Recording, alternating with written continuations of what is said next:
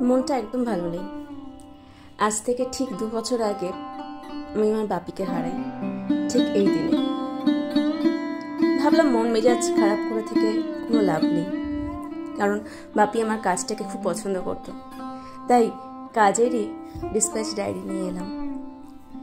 শেষ বছর যখন বাপিকে আমার বানানো দুর্গা দেখিয়েছিলাম, তখন বাপি সেটাকে প্রণাম করেছিলেন।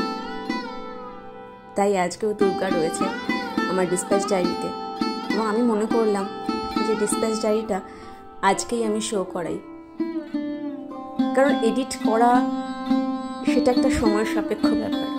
মন মেজাজ ভালো না থাকলে কাজ করতেও ভালো লাগে না, কিন্তু আলটিমেটলি কাজ তো করে যেতে হবে, সময় চলতেই থাকবে এবং সময়ের সাথে আমাদেরকেও তার সাথেই চলতে হবে আর কি।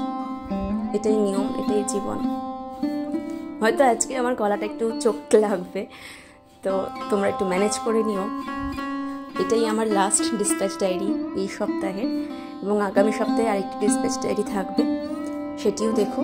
আশা করি তোমাদের খুব ভালো লাগবে।